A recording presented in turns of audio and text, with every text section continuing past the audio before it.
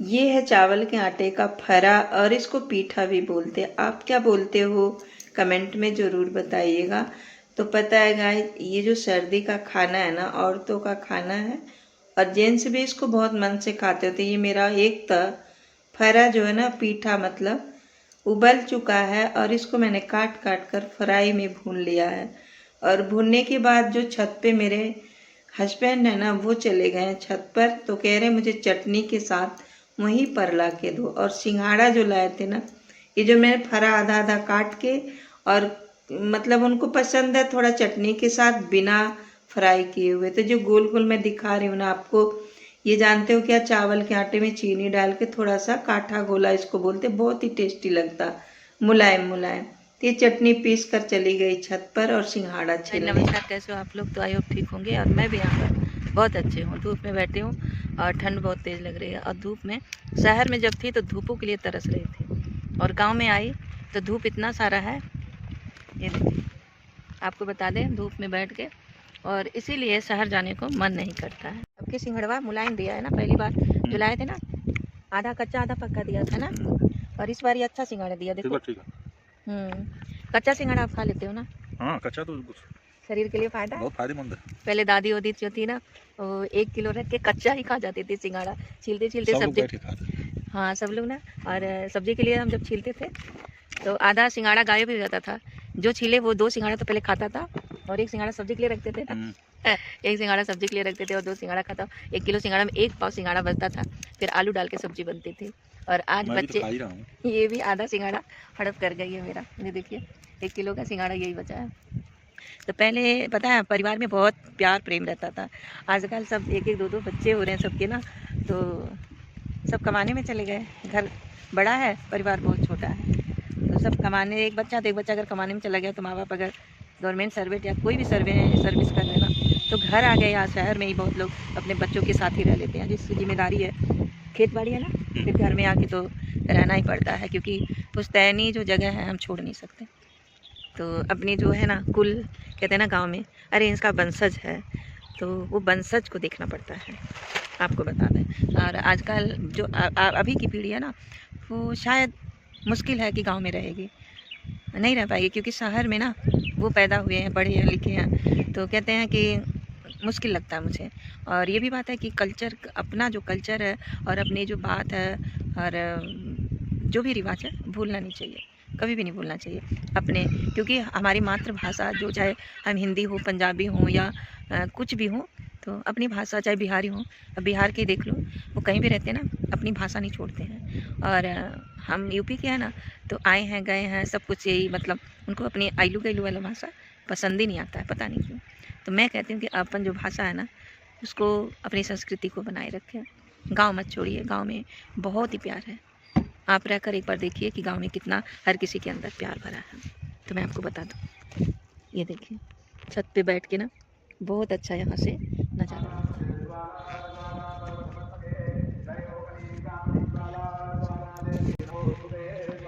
तो बस यही कहना चाहूँगी मैं, वैसलीन वगैरह, तेल वगैरह जो भी होता है हाथ पैरों में फटता रहता है, यहाँ फट जाता है, तो धूप में ही बैठ के लगा लेते हैं। ये लीजिए, देख सकते हैं, तो धूप का मज़ा कुछ और ही है गांव में, कि गांव का मतलब क्या बोलते हैं, नज़ारा ही कुछ अलग ही है। छत पर बैठ के पूरा नज़ारा, मैं और ये है मालिक, तो हम दोनों मिलकर ना ये सिंघाड़ा छील रहे हैं। अब शाम को क्या करेंगे, इसको भून कर काली मिर्च और नमक डालकर चाय के साथ खाएंगे। नमकीन बिस्कुट कौन खाता है, गांव में कोई नहीं खाता ज़्यादातर। और रह गई बात, गांव का खाना ही कुछ अलग है। खाना खाने के बाद एक वो खा लेते हैं हरड़। अभी खाना खाने के बाद एक हरड़ खाई हूँ, तो उससे जानते हैं क्या, खाना जो है ना पच जाता है।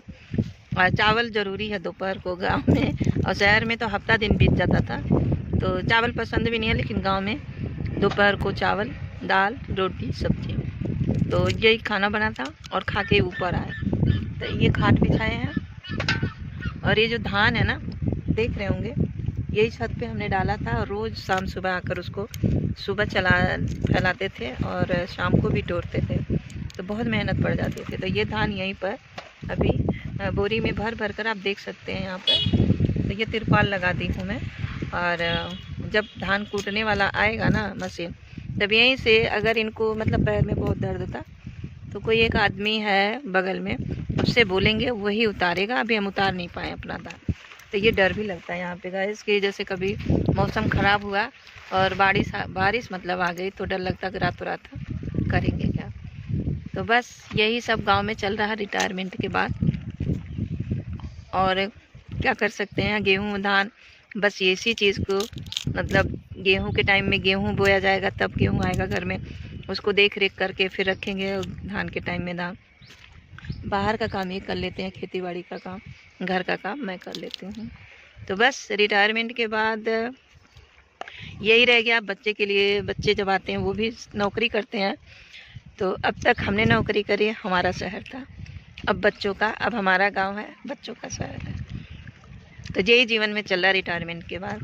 तो दोस्तों ये वीडियो पे हैं तो सब्सक्राइब कर लीजिए, लाइक करिए, और कैसा लगा वीडियो कमेंट में ज़रूर बताइएगा।